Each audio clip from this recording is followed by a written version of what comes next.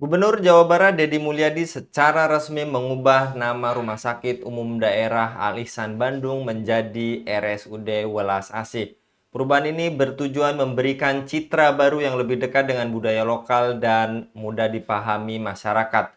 Penamaan baru lebih sederhana dan lebih mudah dimengerti oleh warga, ujar Deddy Mulyadi di Bandara Hussein Sastranegara, Kota Bandung pada hari Rabu 2 Juli 2025. Selain memperkuat identitas, ia juga menegaskan bahwa pergantian nama akan diikuti dengan peningkatan kualitas layanan kesehatan serta penambahan fasilitas medis hingga setara dengan Rumah Sakit Hasan Sadikin Bandung. Kedepannya, Rumah Sakit Welas Asih akan kami tingkatkan standarnya menyamai Rumah Sakit Hasan Sadikin. Targetnya dalam 2 tahun sudah bisa sejajar, kata Deddy Mulyadi.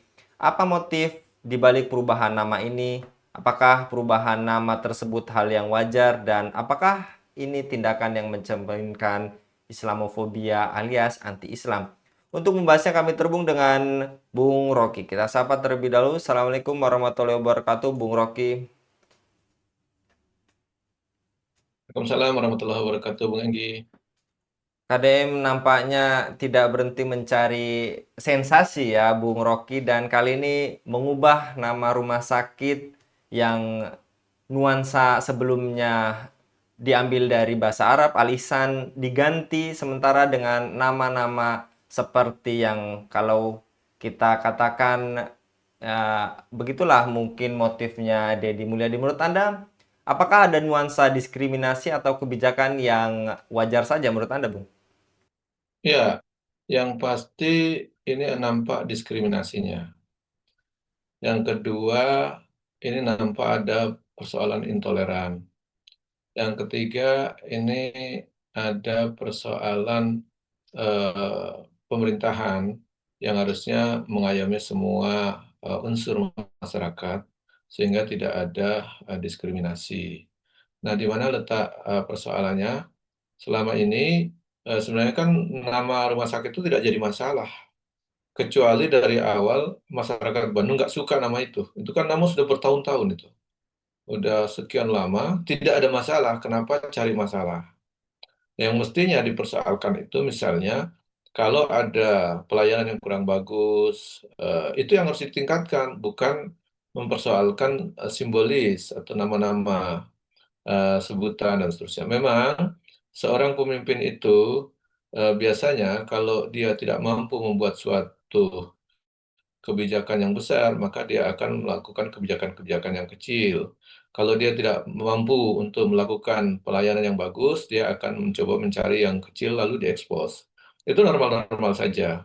Tetapi yang persoalan berikut adalah ini ada unsur SARA di dalamnya, di mana sangat sensitif kalau seorang pemimpin yang baik tentu dia akan mengukur dengan baik persoalan-persoalan yang mengandung sensitivitas SARA dan yang memang wujudnya netralitas atau persoalan yang sifatnya umum gitu. Nah, kalau udah menyangkut nama yang tadi disebutkan rumah sakit dipersoalkan kemudian diganti nama, sebenarnya kan kenapa hanya Rumah Sakit Al Ihsan saja yang dipersoalkan namanya?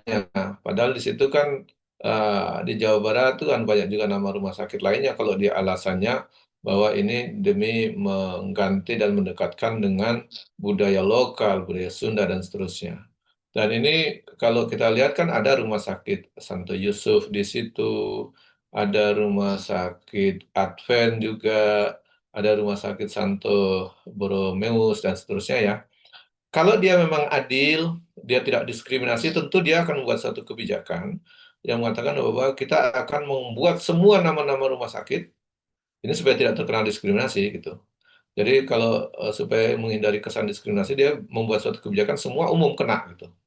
Jadi dia akan mengubah semua nama-nama rumah sakit atau semua nama-nama yang bukan berasal dari Sunda, dia ganti dengan Sunda semua, misalnya begitu.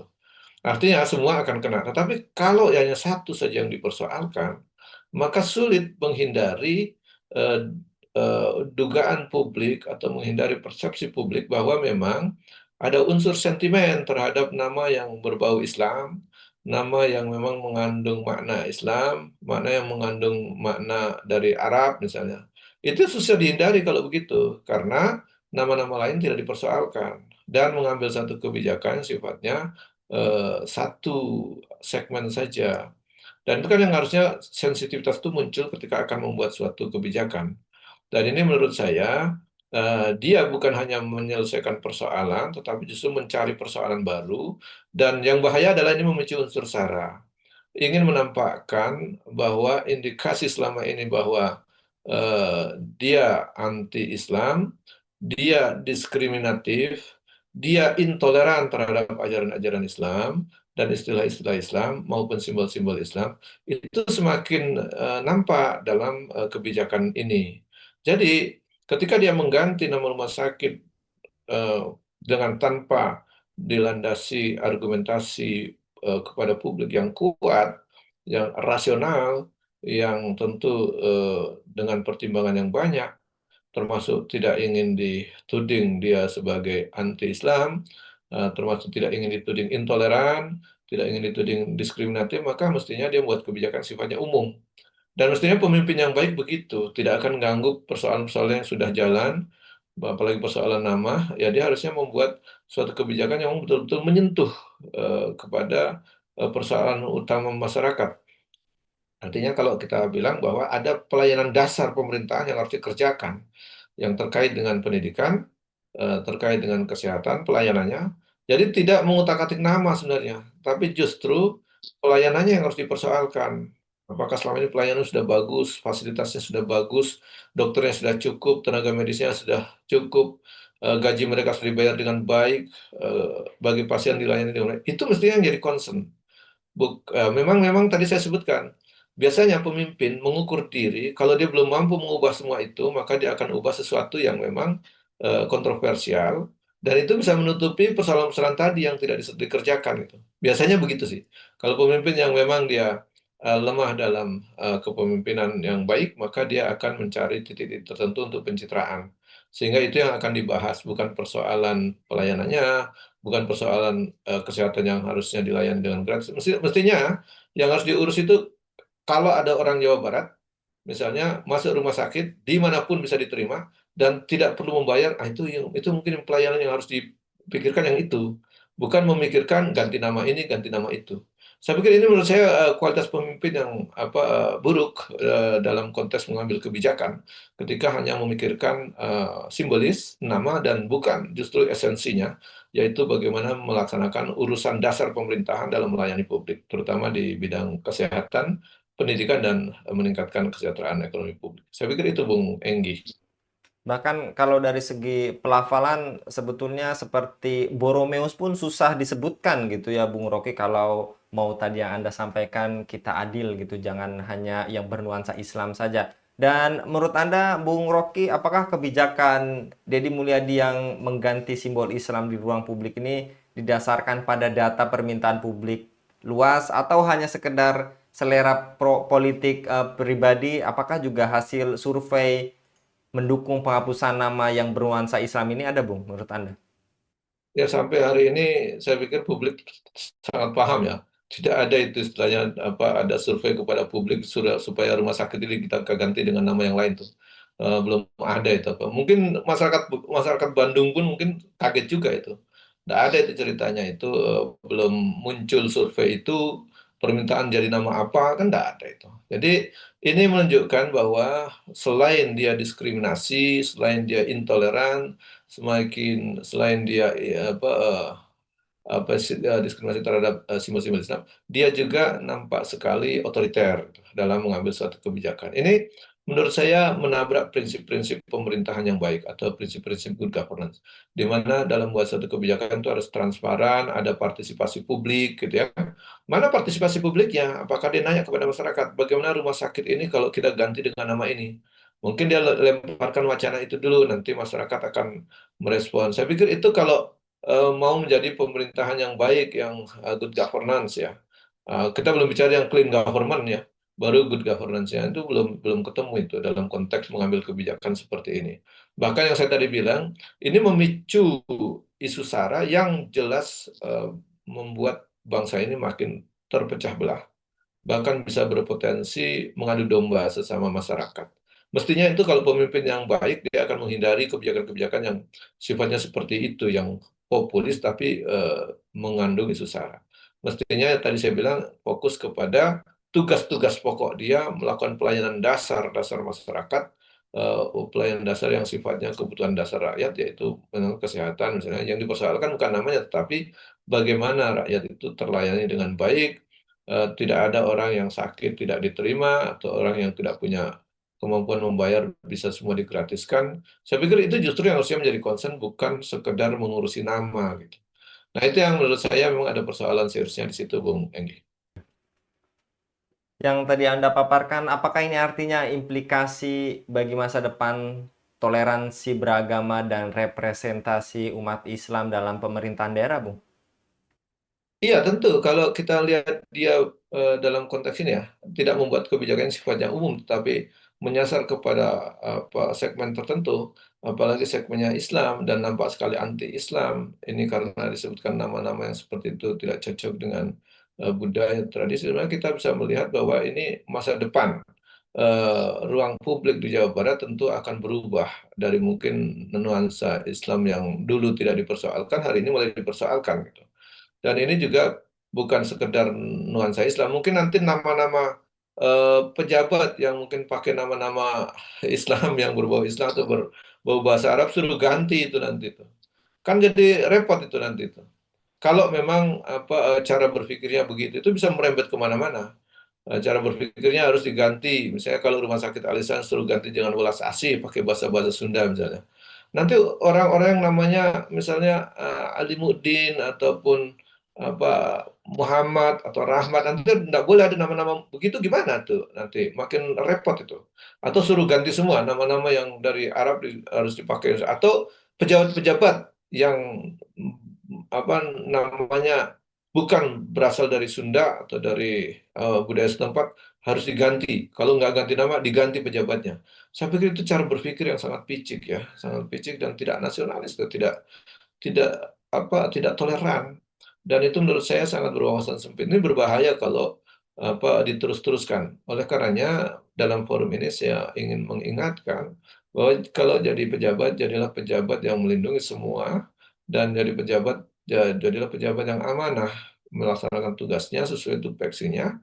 Yang paling penting adalah bagaimana mengurusi masyarakat, melayani masyarakat, bukan mempersoalkan hal-hal yang memang justru memicu persoalan atau masalah baru di masyarakat, terutama dalam urusan SARA terkait dengan agama, suku, ras, antar golongan, dan seterusnya itu. Begitu, Bang Enggi. Padahal secara nama Al Ihsan lebih baik, bahkan lebih bagus gitu ya Bung Rocky jika dibandingkan dengan yang nama baru ini. Kalau mengutip juga artinya tidak terlalu mustanir. Dan menurut Anda Bung Rocky, apakah ada kecenderungan sistematis dalam kepemimpinan Deddy Mulyadi dalam mereduksi ekspresi Islam di ruang publik? Dan bagaimana seharusnya ulama maupun tokoh cendekiawan dan tokoh Islam meresponnya, Bung? Iya, yang pertama indikasi itu memang nampak, tinggal dibuktikan dengan kebijakan-kebijakan selanjutnya. Kalau kita lihat kebijakan-kebijakan selanjutnya semakin parah, dan semestinya jangan dilanjut-lanjutkan. Oleh karenanya kita berharap para pemimpin masyarakat, para tokoh masyarakat, apalagi ulama ya, itu harus tidak boleh diam, harus bersuara, menyampaikan amar ma'ruf nahi mungkar, kemudian tidak boleh diam, kemudian menggalang persatuan umat, kemudian mencerdaskan umat, melakukan eh, edukasi kepada umat untuk mencerdaskan umat, mencerdaskan rakyat, kemudian melakukan nasihat ataupun muhasabah kepada penguasa bahwa itu keliru, harus dibuat kebijakan yang lebih baik dengan berdasarkan dasar-dasar yang baik, itu jangan berdasarkan mengambil dasar yang memang tidak jelas, itu ya, argumentasi yang tidak jelas, alasan yang tidak rasional, hanya sekedar ada alasan, itu hindari itu. Itu kewajiban ulama ataupun para tokoh untuk melakukan muhasabah lil hukam. Dan melakukan muhasabah lil hukam ataupun melakukan koreksi atau kritik kepada penguasa itu bukanlah apa sekedar hak, tetapi dalam Islam itu merupakan suatu kewajiban. Memang dalam sistem demokrasi menyampaikan pendapat, pandangan itu dianggap sebagai hak. Tetapi dalam Islam, mengoreksi penguasa, menasihati penguasa, menyampaikan pendapat di hadapan penguasa itu bukan sekedar hak. Mengoreksinya itu merupakan suatu kewajiban. Sehingga kalau ada kesalahan, segera bisa ditangani kesalahannya atau tidak dilanjutkan kekeliruannya, gitu. Oleh karenanya, kalau kita lihat pola yang sudah mulai nampak sistematis dan terindikasi memang dia fobi terhadap Islam, anti terhadap Islam, dan simbol-simbolnya termasuk diskriminatif terhadap perlakuan-perlakuan kepada simbol-simbol Islam dan ajaran-ajaran Islam. Saya pikir ini harus terus diingatkan dan diberikan muhasabah yang tepat, dan para pemimpin ulama terutama tidak boleh diam. Dia harus menyampaikan amar ma'ruf nahi mungkar. Bagi masyarakat tentu harus terus belajar, terus meningkatkan kecerdasan dan wawasannya supaya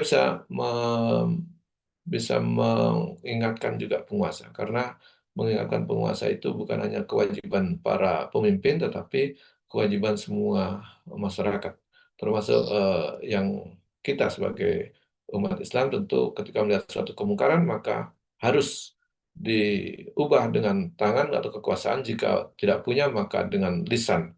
Nah, kita masih punya lisan maka kita dengan lisan, tapi kalau memang tidak bisa sama sekali maka dengan hati, dan itu selemah-lemah iman.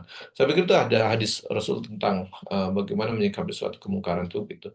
Oleh karenanya kita mengimbau kepada pemimpin Jawa Barat, terutama yang sedang berkuasa ini, fokus kepada kebijakan-kebijakan yang memang untuk kesejahteraan masyarakat, untuk melaksanakan pelayanan kepada masyarakat dengan baik. Ada persoalan yang sangat serius di sana di Jawa Barat, pengangguran tinggi, kriminalitas juga tinggi, kemiskinan juga tinggi. eh, Kalau kita lihat juga apa ada miras juga banyak gitu ya, ada korban narkoba banyak, ada perceraiannya juga tinggi. Itu yang sebenarnya harus diurusi dengan baik itu di situ. Bukan malah meributkan persoalan nama rumah sakit. Saya pikir ini jelas menunjukkan kualitas kepemimpinan yang tidak fokus kepada tugas dan kewajibannya dalam mengurusi masyarakat Jawa Barat. Saya pikir ini koreksi saya untuk para penguasa yang ada di Jawa Barat supaya fokus kepada kewajiban dia sebagai penguasa dan pejabat di Jawa Barat untuk melaksanakan kewajiban-kewajibannya kepada masyarakat, justru tidak mempersoalkan hal-hal yang memang sebenarnya tidak perlu dipersoalkan. Dan justru dengan persoalan yang sebenarnya tidak perlu dipersoalkan itu menimbulkan masalah baru. Begitu Bung Enggi. Baik, jazakallah Bu Rocky untuk paparannya pada kabar petang kali ini. Jadi para pemimpin fokuslah menjalankan tugas Anda sebagai pemimpin dan efisiensi. Kalau perubahan nama ini pastinya tidak memberikan efisiensi pada pengeluaran yang sebetulnya tadi Bung Rocky bisa paparkan dan dilaksanakan untuk mengentaskan kemiskinan, sosial, ekonomi, dan lain sebagainya. Jazakallah sekali lagi Bu Rocky untuk paparannya pada kabar petang kali ini. Demikian pemirsa Eleva News, dukung dengan subscribe, share, dan like. Semoga menjadi kebaikan bagi kita semua di dunia dan di akhirat. Saya Anggi Suara Radio Duriri. Assalamualaikum warahmatullahi wabarakatuh.